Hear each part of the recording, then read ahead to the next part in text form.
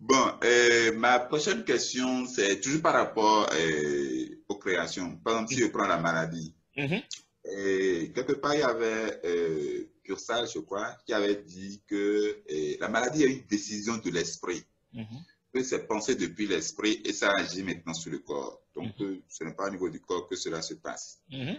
Moi, je voulais savoir, et si la maladie est une décision de l'esprit, est-ce que l'individu, bon, en tout cas, nous, par exemple, moi qui suis ici et qui suis égaux, tout ça là, est-ce que je ne peux pas décider, par exemple, genre, de ne pas tomber malade? C'est ça.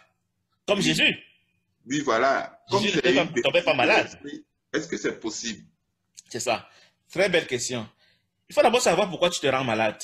Parce que si tu sais pourquoi tu te rends malade, tu sauras comment ne plus te rendre malade. Oui, Tu te rends malade parce que tu veux différer ton retour au ciel. Tu vois, tu dis, je veux montrer à Dieu que je ne suis pas le Christ. Je suis un petit corps fragile, vulnérable, que la maladie peut terrasser. Appelle ça comme tu veux, le corona, le cancer, machin. Tu dis à Dieu, tu prétends que je suis le Christ, mais toi, regarde-moi, pauvre de moi. Je suis pourtant malade. Parce qu'en fait, il faut d'abord comprendre que dans le rêve, il n'y a que l'esprit qui est toi, qui peut s'associer à n'importe quel corps. Tous les corps sont déjà là, et il y a un seul esprit, c'est toi. Tu vois? Donc c'est toi qui pilote même mon corps là maintenant par rapport au rôle que je suis en train de jouer dans ton film maintenant. C'est toi qui oui, m'as piloté pour que je parle là maintenant. Comme moi, je te pilote aussi pour que tu joues, quand c'est moi qui suis l'esprit, pour que tu joues le rôle du questionneur. Mais c'est chacun de nous qui est l'esprit et lui, l'esprit unique. Donc, l'esprit unique qui est Marius ne veut pas rentrer au ciel. Et Dieu prétend que tu es le Christ. Tu dis, écoute, tu racontes des histoires. Quel Christ alors que je suis malade? Alors que j'ai peur du corona? Alors que j'ai le cancer? Je ne suis pas Christ, voyons. Alors que je suis un corps, je ne suis pas Christ. Tu racontes des histoires. Donc, nous choisissons d'être malades d'abord pour montrer à Dieu qu'il est un menteur, premièrement.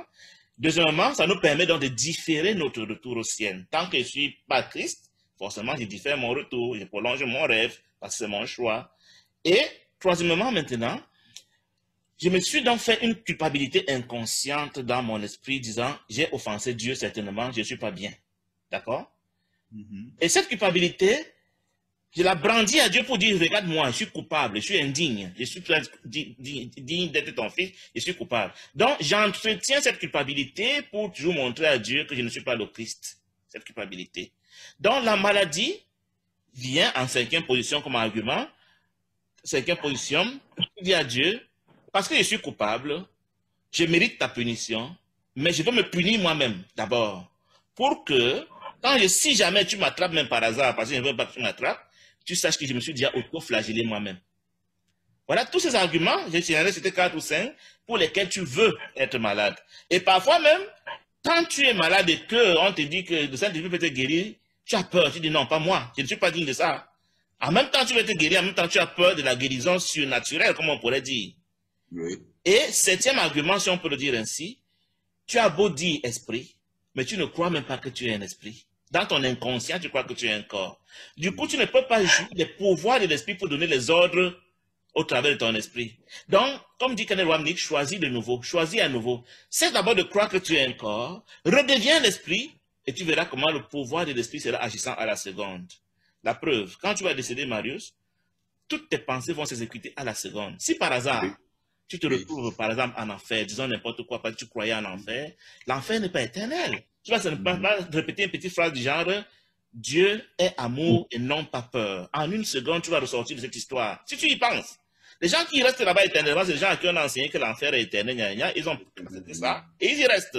Parce que c'est tes pensées qui font ta destinée.